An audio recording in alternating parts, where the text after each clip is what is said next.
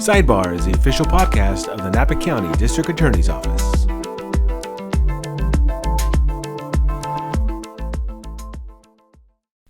Hello, everyone. This is Carlos Villatoro with the Sidebar podcast, the official podcast of the Napa County District Attorney's Office. And in the month of January, it is Observed Human Trafficking Awareness Month, and we are also observing it here in Napa County as well. Now, there has been a new task force formed for human trafficking, specifically to combat human trafficking in Napa County. It is a Napa County Human Trafficking Task Force, and the Napa County District Attorneys is a member. So I figure we would have another one of our members from Napa-Solano SANE-SART, and we brought in today Melissa Nickson, who is the Victim Services Program Director over at Napa-Solano SANE-SART. Welcome. Hi, thank you. Glad to be here. We are happy that you're here. Yes. Now, talk about an issue that affects nearly every single California county that we can think of. Yes, absolutely. Right? Yeah. So, you guys are basically on the front lines of this issue. I mean, not only this issue, but several other issues having to do with, sexual assaults and things of that nature. So, so can you tell me how we would define human trafficking? Yeah, it's a great question. Of course, there's a term that's in the dictionary, and it is illegal, and it's the trade and the selling, and it's like human slavery. Like slavery. It's like slavery. Right. There's forms of it. There's labor, there's sex, and then there's, of course, child exploitation. Yeah. Human trafficking can sometimes get confused, like when you say it sometimes, because it is a difficult topic to talk about. Sometimes it makes people uncomfortable. Yeah. They'll say, oh, well, that happens in third world countries where they're just doing slave trade with humans or children. And so sometimes I have to throw in there, it's sex human trafficking, because that's specifically the population that we work with. We haven't come across labor human trafficking in our work. However, we would serve that population if it came. But that's when we're talking about the task force and we're talking about what happens here in our community, it's sex trafficking. Absolutely. And it's one of these crimes that we don't expect to see it in a small county like Napa, but sure enough, it's here, which causes the formation of this task force that we're doing. Yeah. So tell us a little bit about the work that Napa SANE-SART does to work with victims of human trafficking. Sure. So we are a nonprofit. We are located in Solano County. However, we serve Napa and Solano County. Our team is... we have such a great, diverse team at our agency. We're a sexual assault response team. That's the overbearing 501c3 title of our agency, which is comprised of sexual assault nurse examiners who they're on the front lines as well when someone's assaulted. We also have a child advocacy center. Some people may not know that about us. The Courage Center 2 is the name, and we have forensic interviews where we interview children that have been suspected of abuse. We have a huge program that serves domestic violence and sexual assault victims that provides free mental health therapy. That's a trauma recovery center. Right. And in my work for the last 6 years at this agency, we saw a lot of human trafficking come through in the beginning, and there really wasn't a resource in our community to serve this population. And funding is always a problem. You need money. Yeah. And so a few years back, we were directly affected by two young women that lost their life due to human trafficking in our community in Vacaville, California. And it was really moving in our whole agency, the way we were affected by that. And we said we have to do something to better serve this population. So we have a grant that we've had for 2 years now. And what that is specifically in working with human trafficking is full wraparound services for a victim of trafficking that wants to get out of the life. And when I say in the life, that's a term that some people know who are on the street level, and some people who don't may not know what that means. It means someone who's actively working, being exploited, either at the hand of a person or they're exploiting themselves independently, which happens here. That's a tagline we use at our agency is, it happens here because, like you said, people are like, no, it's not happening in Napa or Fairfield. There's no way, your little cities. But it's happening all the time. Although it's not on the scale, for example, as Los Angeles, Los or Angeles, one of Las these larger Vegas, yeah. metropolitan areas. Yeah. However, they travel. We're a great traveling portal. I mean, I'm sure that people who live in this community, they know we're in between Sacramento, San Francisco, right close to the Bay Area. Napa's right off, the side of the freeway. So we're definitely a pit stop. Yeah, absolutely. So you mentioned wraparound services. What does that entail? What is that? Yeah. So what I adore about the agency I work for is it's all about empowerment. It's about advocacy, and it's about serving victims. It's serving the underserved population. And so when we came up with this program, we're like, what do they need? Well, for one, they need a safe place immediately. They need a safe space to meet you, to live, and they need money. They need resources. Yeah. And so when I say wraparound services, what that looks like for us is we do have a 24-hour crisis line. And it is a crisis line, but it's not like there's so many crisis lines. We were just talking about this yesterday at work. Like, do we need another crisis line? Probably not. However, this is more like a rescue line. So we have a way of getting our information out there into the community, and different people that may run across someone who's suspected of trafficking or being trafficked. They can call that, and we have someone 24 hours a day that will answer and walk them through. We've had calls of someone 4 a.m. where their exploiter, which is also called their pimp, has left them on the side of the road right here in Vallejo with no clothes, and somebody happened to give our number. They're calling from not even a payphone, the hotel phone, and we will get them to a safe place. We do have a safe house. We do offer everything you can think of in comprehensive work with case management. So you're going to have assessments medically, physically, financially, therapeutically. We're going to do all of it. And it really is wraparound. Yeah, Wrapping them around around a big blanket of care. Yes, and we're always even this morning. I was talking to my case manager, who is just the most fantastic person ever. Her name's Connie, and she works so great with these girls. And she said, I have an idea. Why don't in our next funding cycle we see if we can find someone for pets?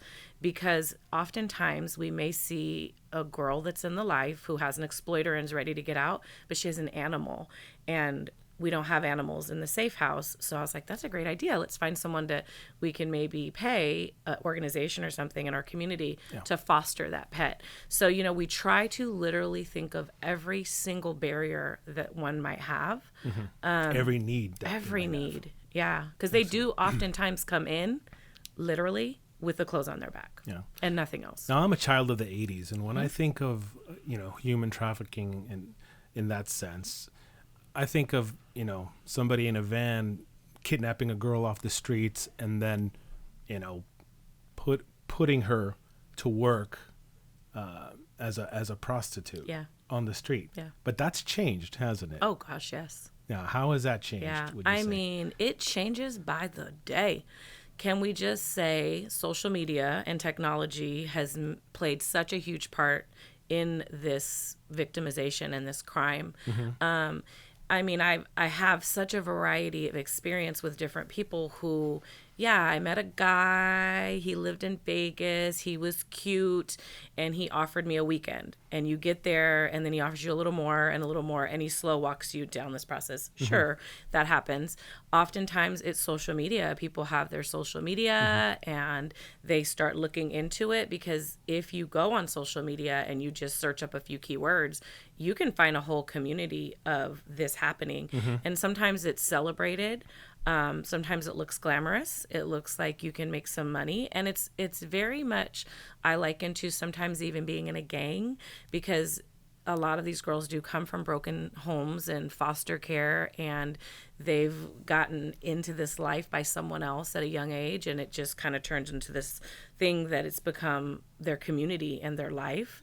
And one thing can lead to another. I know I'm skipping around a little bit, but I had another young lady I met. She was very young. She was over 18. I want to also specify, we do work with over 18 population. If a child that's being exploited does come in contact with our agency, we absolutely will try to figure out resources for them. But this particular program is adults. 18 and over. Anyways, during COVID, she's a teenager. She doesn't live here. She's a teenager. She was in a high school. She lost her job because of COVID, and she was on the internet, and she started looking into Los Angeles with girls that are being trafficked, Las Vegas. She starts looking on pictures, and she said it was so fascinating to her. So she saved some money.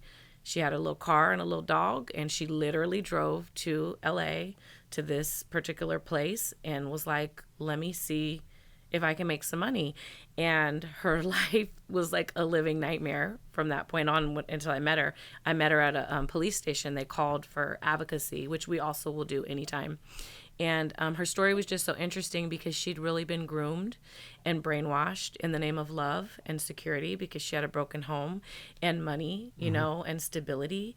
And it just became her life. And then she's now running for her life once she met me. Does a potential victim know that they're being groomed, or is it more of a covert kind of thing that I think it's covert. Human trafficker does? I think it's covert. I have had girls that have told me, well, I want to do this. I chose this. But if you really look back at the history and you really look at like, where was the open door? Where did this all kind of start?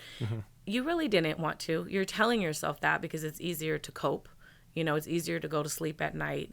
And there is brainwashing that is involved, and it is very, very covert. I've seen cases where the groomer was doing it for 2 years. Believe it or not, it's like you'll spend 2 years slow walking someone with conversation, with adoration. There's all these different tactics that are used. And is there one particular social media site that's more prevalent when it comes to? Yeah, well, they say Instagram is where like a lot of the stuff starts, even for younger girls, when you have teenagers and stuff, it can even happen in those areas where now what's a bit of a blur, like a lot of younger women that I may speak to, when I say younger, I mean in their early 20s, they say it's hard to tell the difference when you look at different pictures on Instagram of just girls that are being cute and going out and having fun and dressing however they dress, and girls that are in the life. Like there's a bit of a blur. When you do this work and you look at it, you know the difference. But to the naked eye, it's hard to tell. Absolutely. So who would you say is the average person being trafficked? I mean, is there a stereotypical profile of a victim? Well, I say no. I say no. I don't feel there's a stereotypical person. However, there are some key factors that go along with this person. And I say that because in my experience, yes, I've seen girls that, would I say that there's a lot of broken homes. And when I say broken homes, I mean absent parents, addicted parents, addiction from birth in utero and the uterus, foster care. Have I seen a lot of that where younger girls get introduced to the life when they're teenagers and they get slow walked into it or even start doing it at a young age? Yes. But then I've also seen women my age and even older than me that are desperate. They want to make some money, and they just put it out there in the way of sex work, and it kind of turns into one thing leads to another.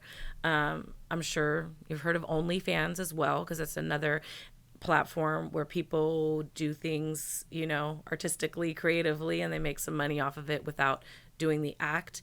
But it's still a mindset, and it all kind of goes together, Interesting. Wow. So what are some of the warning signs? I mean, if I'm a parent and my kid is on social media, I would want to know who they're talking to. Yeah, for sure. And, how they're spending their time online. Yeah. So how can a parent protect their youths, their teenagers, or people they love? Yeah, it's hard. I'm a parent. I have 3 children, 2 adult children and 1 teenage child. And, teenage children, God bless us parents, because it's rough out there, especially with the age of social media. You protect them as long as you can. I've said people that they haven't get social media until they're in 9th grade or whatever, and then you still get a password and you get a cloud, but they find ways to do whatever they're going to do. They find ways to have apps that are hidden, and then at school you want to raise them the best you can, have them make the best choices. But as far as protection and like looking for signs, there's a lot of different things that go along with this, okay?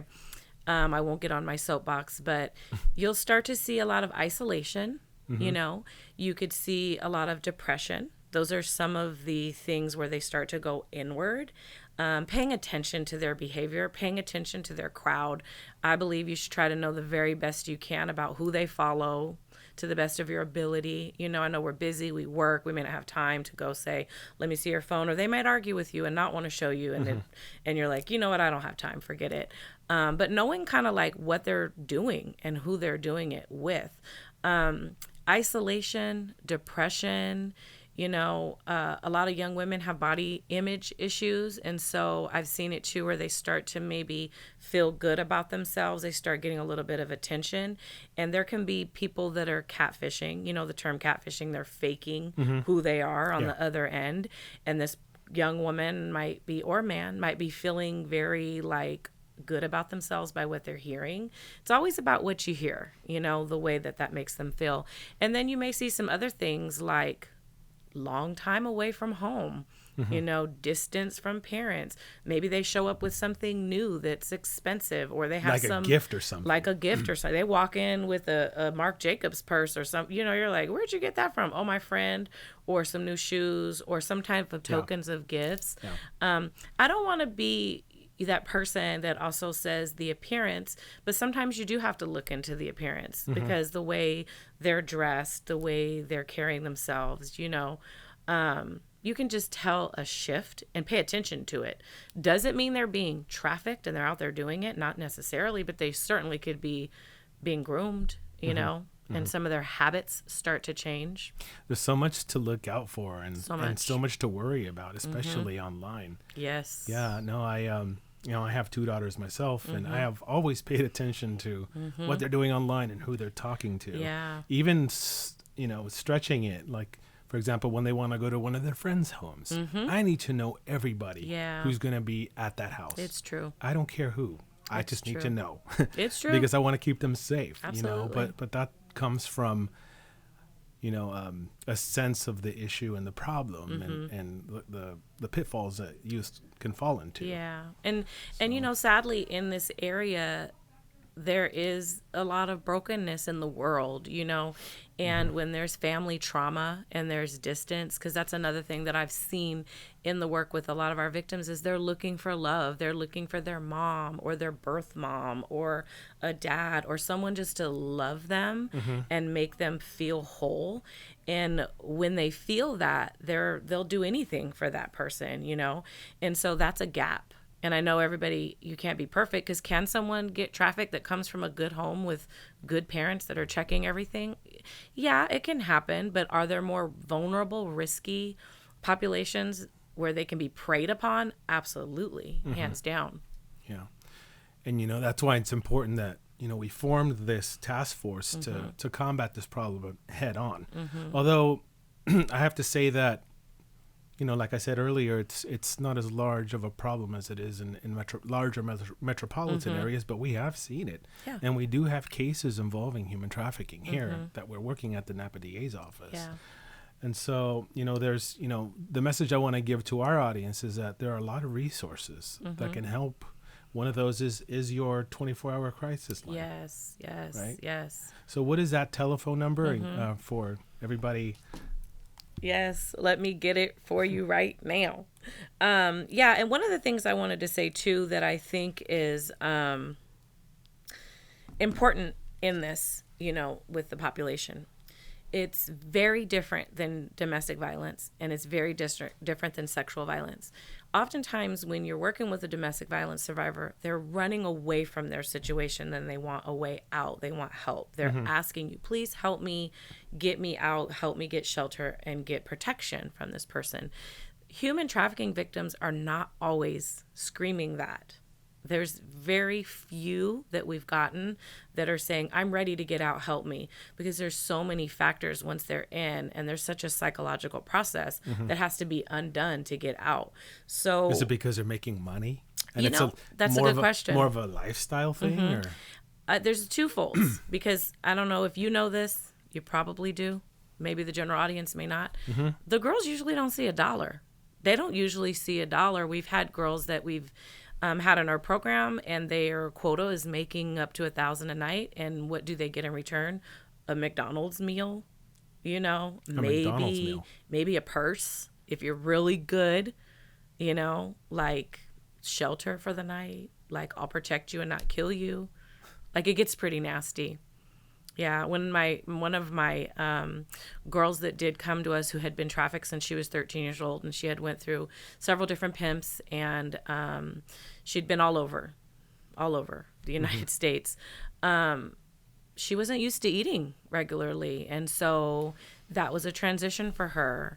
Like she didn't have any idea how to just wear kind of like regular clothes. That was a transition for her. She was used to these different kind of check-ins, and she really didn't want to be alone, but she really didn't want to be with strangers either. It was a very hard transition for her when we got her into our safe house. But like I said, you have the right people with purpose and compassion and skill in our agency, and we just really wrapped around her to continue to help her. And so we were able to work with her for quite some time, and then guess what happened? She started to feel better about herself, and she wanted her mom. So she went to go search after a person who had rejected her for so many years, and this time it was different. And so it's sad because is she going to come back again? Probably. And she did a couple of times because it's hard to completely get them out because of money. Now, I say that on this side of girls whose money's taken. Then you have the flip side, girls who keep their own money and they manage themselves. Okay. So those girls are always hard because they feel like, I haven't been hurt. I don't need a pimp. I can do this. I need money for my bills. I have kids. We have girls that have kids. They got to pay their rent. They do it on the side. They might have a day job and go do it at night. But it's dangerous. Gosh, it's dangerous to do that, though. It's so dangerous. Why would anybody want to put their lives at risk? Oh, my goodness. I wish I understood and had the answer to that question. When I meet with them and when I tell them, they all say, I have pepper spray. I have a knife. I haven't got hurt yet. And it's a sad thing that I say sometimes to staff is she hasn't got hurt enough yet. I hate to say that, but oftentimes that's what it's like, is that when that final time comes and you almost have near death, then sometimes you reach out for help, and we'll gladly help you, So there's two sides to this, where you have people that are functional and they really don't want to do this also. I want to say the ones that are doing it themselves, they don't really want to. When you start really getting to know them and you start getting them into some therapy and like talking about their life, they don't want to go and do this, but they feel like they have no other choice on how to make easy money. May not know how to get out of it. Right? Yeah, and that's what we do. That's what we offer. That's what I was going to say is we have the extreme of someone who's running for their life, being killed and kidnapped in a hotel and done this forever. And then we have, people who you might look at and never suspect that that would be something they do on the side. And we offer something more to them. We have job classes. We hold resume building, how to dress, how to handshake, how to interview. We even try to help you if you want to go to trade school, college, anything you can think of just on how to rebuild your life. When I think of human trafficking, I think of it as one of these heinous crimes that affects nearly everyone in our community. Yeah. But then I think of all the good work that you guys are doing and that we're doing and our partners at the Napa County Human Trafficking Task Force are doing. And, to me, it's something that is important and that I am glad formed here in Napa County because of the work that you guys do and that we do is so very important. Yeah, me too. So tell me about the line. Yes, let me tell you about the crisis line. Yeah. Here's our crisis line number.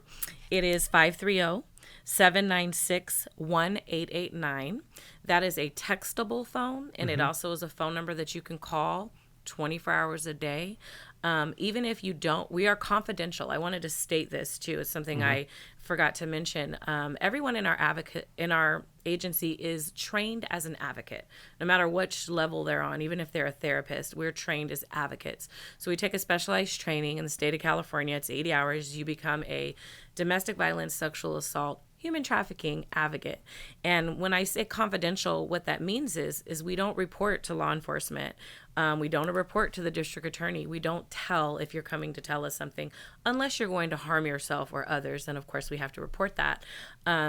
And that creates a safe space for a client, because oftentimes they may have had bad experience with law enforcement, and that can be a reason why they don't want to get help or talk to anyone. So once they're able to meet us and learn who we are and trust us and put their guard down, that we really are confidential, because we want to empower them to get out, get healing, and live a better life. Absolutely. And if you are a victim of human trafficking, or if you know of someone who is being trafficked, this is a great resource for you to have in the community. And there are also a lot of other resources that we're going to be including in this video for you to use in case that's your situation. Yeah. Well, is there anything else I didn't ask you that you feel would be important to discuss? I'm sure we could talk for hours, because I am personally really passionate about this topic. I was impacted by this topic with someone who was near and dear to me that I knew in childhood, and that's kind of what sparked my interest, besides already doing nonprofit work. But I'm just passionate about it. I'm passionate about helping. I'm passionate about educating, so I'm always willing to educate. My team and I will do some very informal trainings with people anytime. And I just want to say to Napa and to the DA and to the task force, like, I commend Napa for the hard work that you guys do. I have been just so impressed and so honored to be on the task force. I think every community should have it, because although it's not like you see on TV every day, or it's not looking like something really big, it happens right in our own backyards. Absolutely. Every day. Absolutely. So thank you. Well, thank you for being a guest on the Sidebar podcast. Yes, thank you. And that's going to be it for the Sidebar podcast. Thank you so much for joining us. If you enjoyed this podcast, please drop a comment, leave a like, and consider subscribing to the Sidebar podcast. Thank you.